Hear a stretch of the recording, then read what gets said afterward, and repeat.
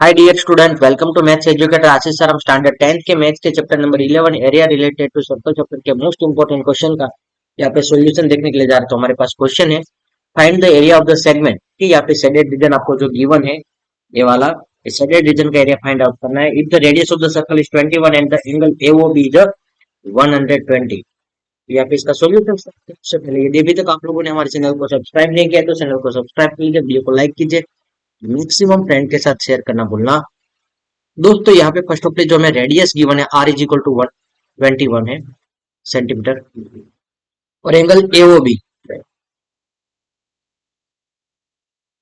वो 120 का है। ठीक है?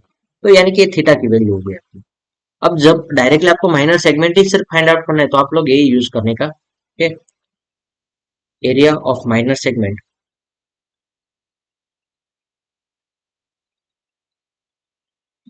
Is equal to area of minor sector minus, आपको माइनर सेक्टर का एरिया फाइंड आउट करने के लिए आपको क्या करना पड़ेगा, यहाँ पे जो ट्राइंगल का एरिया माइनर सेक्टर में से, माइनर सेगमेंट का area find out, minor sector में से ट्राइंगल का एरिया माइनस कर दो, एरिया ऑफ ट्राइंगल ए आपका मिल जाएगा।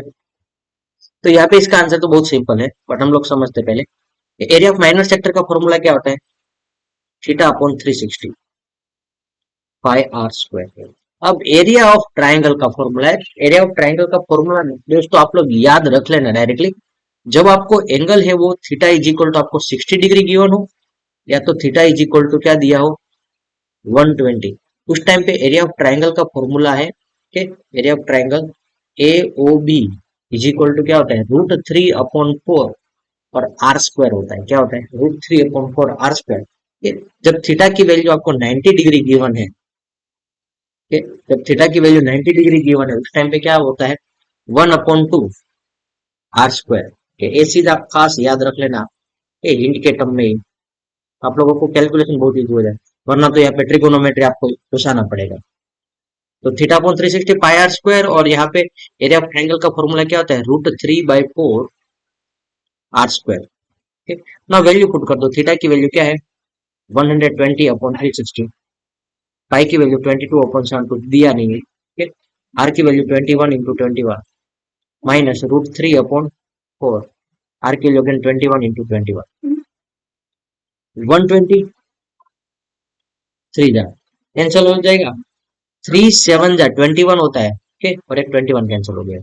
नाउ 22/21 करोगे तो 22/21 21 टू द 4 42 होता है, 42 यानी कि 462 माइनस 21/21 यानी कि क्या होता है 441 √3/4।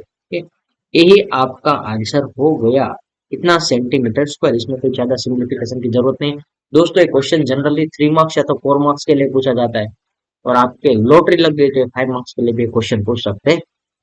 आई होप कि आप लोगों को समझ में आएगा। फिर भी एक बार वापस हम इसका सिंप्लीफिकेशन समझ लेते हैं। एरिया ऑफ माइनर सेगमेंट का फॉर्मूला होता है area of minor sector minus area of triangle, और ट्राइंगल के लिए मैंने जो आपको बात करी, एरिया ऑफ ट्राइंगल जब एंगल थीटा है वो क्या होता है 120 या तो 60 गिवन है, तो √3/4 पाई, सॉरी √3/4 आर स्क्वायर एक फॉर्मूला हो जाएगा। तो उसके अकॉर्डिंग यहाँ पे माइनर सेक्टर का आपको theta upon 360 pi r square, और यहाँ पे area of triangle √3/4 r square. Theta की वैल्यू 120/360 कर दिया हमने, थीटा की वैल्यू क्या है 120/360 यानी कि 120 360 होता है, तो 120 120 कैंसिल होगी। नाउ 7 3 जा 21, ओके 21 एक कैंसिल कर दो, 22/21 कर दोगे तो 462 मिलेगा, और यहाँ पे 21/21 441 √3/4 सेंटीमीटर स्क्वायर आपको आंसर मिलेगा। Thank you student watching for my videos, have a nice day.